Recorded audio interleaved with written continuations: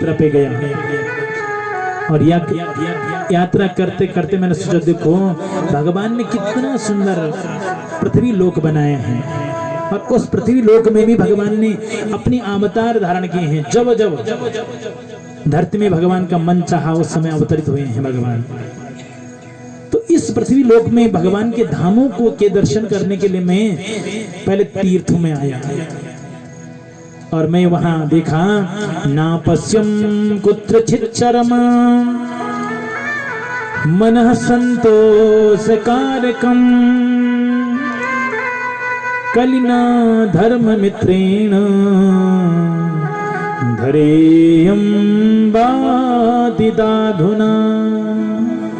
बोलो महाराज ना पश्यम मैंने कहीं देखा नहीं। क्या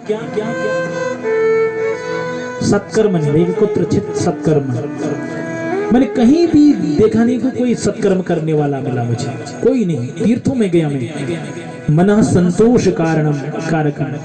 पहले मैं पुष्कर गया, प्रयाग गया, काशी गया, गोदावरी गया, जो भी पुण्य तीर्थ हैं हमारे वहां गया, लेकिन मैंने कहीं भी कोई सत्कर्म करते हुए नहीं मुझे दिखा।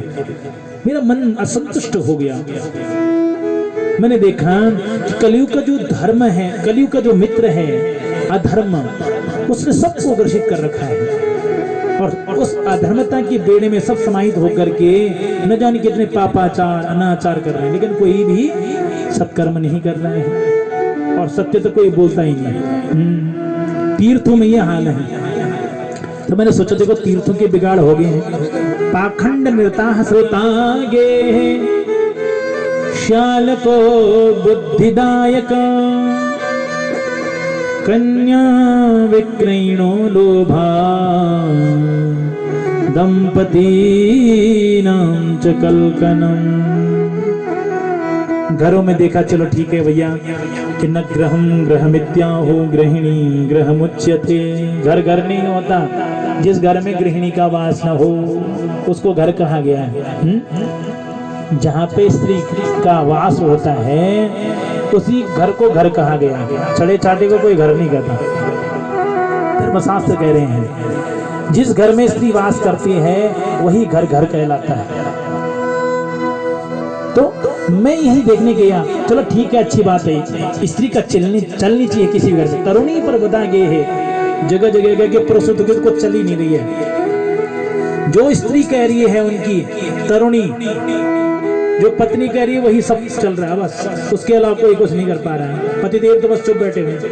पत्नी के मन में आया कि आज ये काम करेंगे तो वही काम हो रहा है, उसके अलावा तो पतिदेव चुप बैठे होंगे। ऐसी स्थिति देखी नारद जी ने। चलो अच्छी बात है, सोचो देखो एक गृहिणी है घर को चलाने वाली, अगर कुछ अच्छा कह रही है तो अच्छी बात है। लेकिन मैंने और देखा, चलो इतना तक ठीक था, लेकिन घर में अगर कोई काम हो रहा है बड़ा, कोई काम हम कर रहे हैं तो अपने से बड़ों की, अपने घर में जो बड़े हैं, जेठ हैं, सास हैं, ससुर हैं, उनसे पूछना जांचना कि महाराज हम इतना बड़ा कार्य कर रहे हैं तो देखो कैसा रहेगा, आप बताइए ना, कोई निर्णय दीजिए, सलाह उनसे लेनी चाहिए। लेकिन कहाँ ली जा रही है, बस पतिदेव भी पत्नी के ऐसे बसीभूत हो रखे हैं कि कहीं अपने माता न बड़े भाई न किसी से पूछ रहे हैं, न पिता से पूछ रहे हैं, सीधे साली जी को फोन लगा रहे हैं, हाँ साली साहब हमारे घर में ऐसा ऐसा कार्य। और यहाँ तक भी ठीक था, चलो अच्छे कार्य के लिए ले जा रही है सलाह। लेकिन और विपत्ति मैंने तब देखी गृहस्थियों में, कन्या विक्रयणो लोभात्। अपने लोभ के लिए मानो एक कन्या का भी विक्रय हो रहा है, बेची जा रही है कन्याएं में धन लाभ, लोभ को पूर्ण करने के लिए।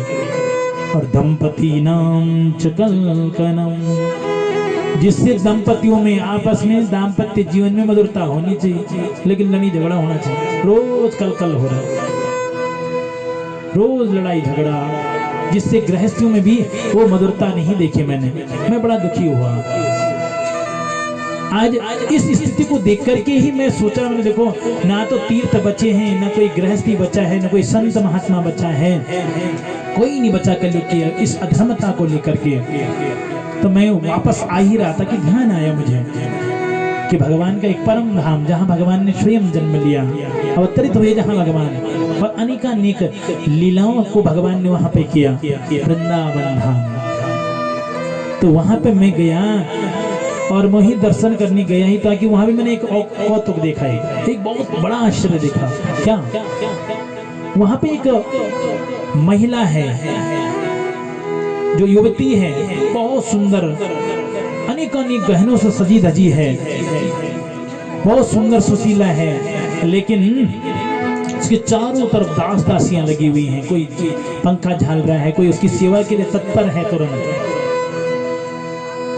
उसकी गोद में 2 वृद्ध पुरुष लेटे हुए हैं, और उन वृद्ध पुरुषों के सिरों पे वो हाथ उनके बालों को सहलाती हुई और अपनी आंसू को तर तर तर तर करके रो रही है। ऐसा जो ही मैंने दृश्य देखा, मैंने सोचा देखो कलयुग में इतनी बड़ी बड़ी घटनाएं मैंने देख ली, ये भी कोई बड़ी आश्चर्य वाली बात नहीं होगी। मैं जा ही रहा था कि उस युवती ने मुझे आवाज दी कि भो भो साधो क्षणं तिष्ठ मच्चिंतामपि नाशय दर्शनं तब लोकस्य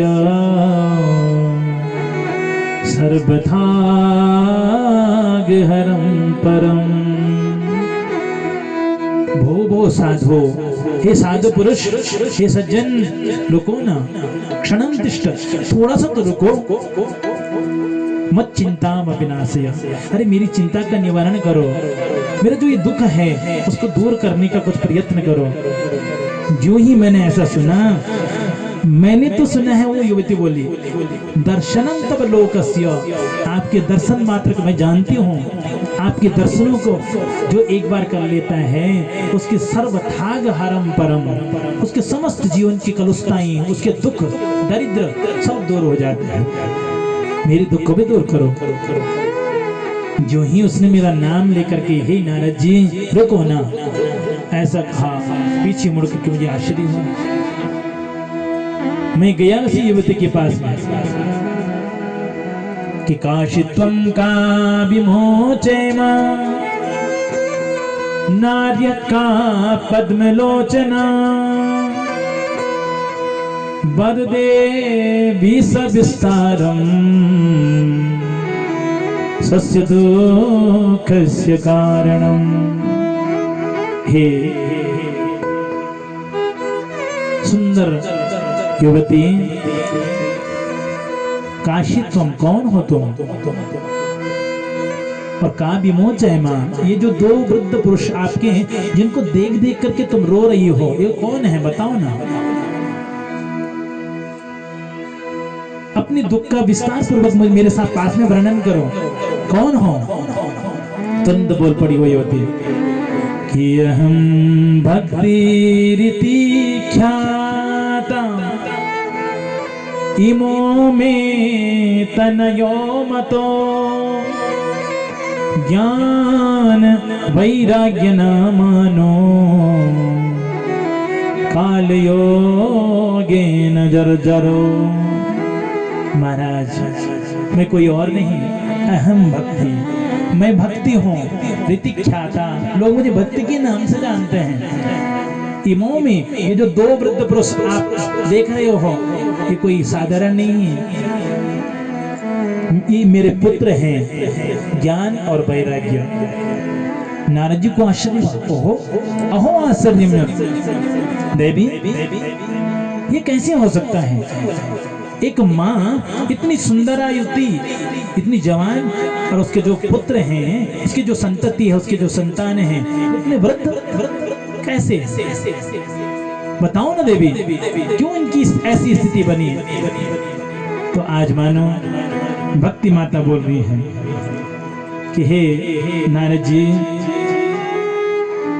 अहम मैं भक्ति हूँ, कलयुग के प्रभाव से न जाने कौन सा ऐसा इस कलयुग में अधर्मता है, कौन सा ऐसा प्रभाव है। मैं द्रविड़ साहसपन्नम, द्रविड़ देश में मैं उत्पन्न हुई, महाराष्ट्र में युवती हुई, और गुर्जरे जीर्णताम गता, मैं गुजरात प्रदेश में गई तो हमें तो वृद्धा हो गई, लेकिन मेरे पुत्र जो है ज्ञान वैराग्य वो युवा अवस्थापन्न रहे। लेकिन वृंदावनम पुनः प्राप्यो, ज्यों ही मैं वृंदावन की भूमि में आई तो यहाँ मैंने क्या देखा, मैं तो जवान बन गई और जो ये मेरे ज्ञान वैराग्य मेरे पुत्र हैं ये वृद्ध हो गया। वृद्ध ही नहीं, ये अचेत अवस्था में पड़े हुए हैं। और एक माता के लिए इससे बड़ा दुख क्या होगा कि उसकी संतति, उसके पुत्र उसके सामने बेहोश अचेत अवस्था में पड़े हुए। ये भागवती ज्ञान गंगा भक्ति ज्ञान वैराग्य को प्रदान करने वाली है। भक्ति युवती रहे जीवन में, लेकिन ज्ञान वैराग्य के बिना भी भक्ति रोती है। ज्ञान और वैराग्य साथ में जुड़ा हो तभी भक्ति खिलखिलाती है जीवन में। हम बोलते तो अपने को बड़ा भक्त, हमारे अंदर भक्ति है, भक्ति आए, लेकिन ज्ञान और वैराग्य के बिना भी भक्ति रोती रहती है, दुखी रहती है भक्ति। आज मानो अपने दुख का जो ही कारण बताया तो नारद जी बोले, हे देवी तुम तो प्रिया हरि प्रिया, हे देवी तुम तो भगवान श्री हरि की प्रिया हो, भगवान की बड़ी प्रिया हो देवी। और जहां जहां तुम जाती हो वहां भगवान को आना ही पड़ता है। याति नीच गृहेषु, यहाँ तक कि आप नीच से नीच के घर में भी आप गए हैं, वहां भी भगवान को आना पड़ा है। तो देवी तुम एक बार भगवान को पुकारो तो सही, भगवान अवश्य में तुम्हारे ज्ञान और वैराग्य का उद्धार करें महाराज। लेकिन मैं भी जानता हूँ, नारद जी बोले, कि कहीं न कहीं कलयुग का जो प्रभाव है उसी प्रभाव के कारण ये जो ज्ञान वैराग्य है उसके कारण ही ऐसी अवस्था इनकी बनी है। तुम्हारी दुख के कारण ही कलयुग है। तुरंत हाथ जोड़ के बोली, महाराज मैंने तो सुना है जब राजा परीक्षित जी महाराज ने कलयुग को देखा तो तुरंत उनको मारने के लिए दौड़े, और उस समय अगर मार ही देता तो बढ़िया था ना, आज मैं इतनी दुखी नहीं होती।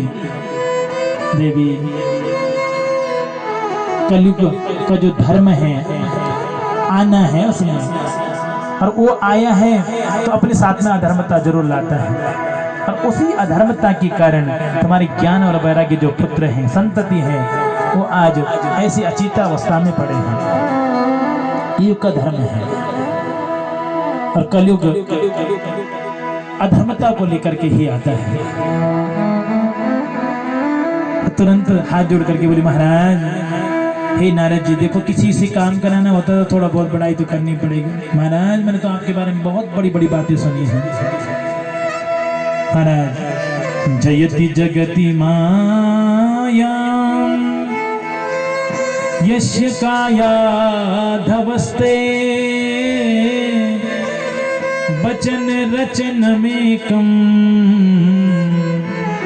केवलम चाकलय्य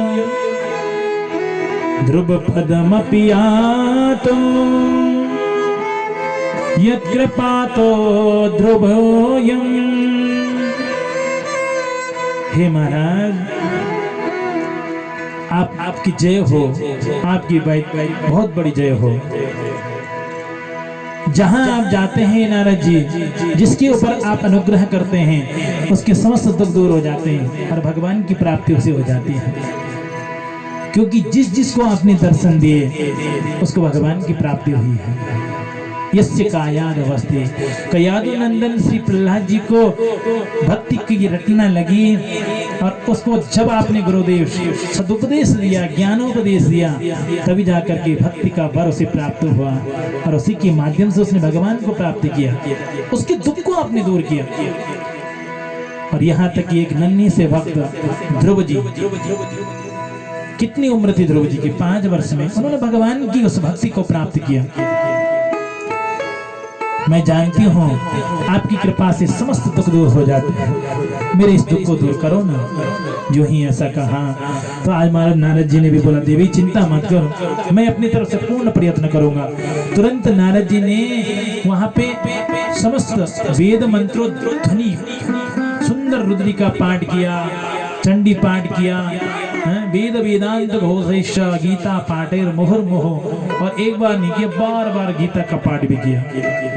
लेकिन जो ही पाठ करते नारद जी महाराज तुरंत थोड़ा सा उठते ज्ञान वैराग्य, और जो ही पाठ पूरा होता तो तुरंत फिर लटक जाते माँ की गोद में, बेहोश हो जाते हैं। ऐसी स्थिति को देख करके पुनः भक्ति माता फिर रोने लगे। और नारद जी को आश्चर्य हुआ, देखो जिन वेद वेदांतों को मैंने उद्घोष किया है, बोला है, उच्चारण किया है, उनसे तो समस्त दुख दूर होने चाहिए। ये क्यों ऐसी अवस्था बन रही है? क्या करूं मैं, क्या करूं? पूछना चाहिए। गए कि कौन सा महाराज, कौन से संत, कौन से ऋषि, कौन से मुनि मुझे ऐसे ज्ञान देंगे जिससे मैं भक्ति माता के दुख को दूर कर सकूं। उसी खोज में जाने लग गए कि ऋषि मुनिगण सोचने लगे, देखो नारद जी जैसे ब्रह्मर्षि जो ब्रह्मवेत्ता हैं, स्वयं ऐसे तेजों में ज्ञानवान ऋषि, और हमसे पूछने के लिए आ रहे हैं। तुरंत आज मानो सबके सब भाग खड़े हुए। जब इतने ज्ञानी संत महात्मा को कुछ पता नहीं तो हमें क्या पता। सब अपने आश्रम को छोड़ के जाने लगे। जो ही नारद जी को देखा भागे। अंत में नारद जी बोल रहे हैं, उन्हीं अमलात्मा ऋषि को सुना रहे हैं कथा, महाराज अब मैं आपके पास आया हूँ बद्रिकाश्रम की ओर, और आपके दर्शन भले हुए महाराज। अब आप ही बता सकते हैं कि मुझे क्या करना चाहिए। बोलिए गोविंद भगवान की। आज वहां पे आकाशवाणी हुई है महाराज।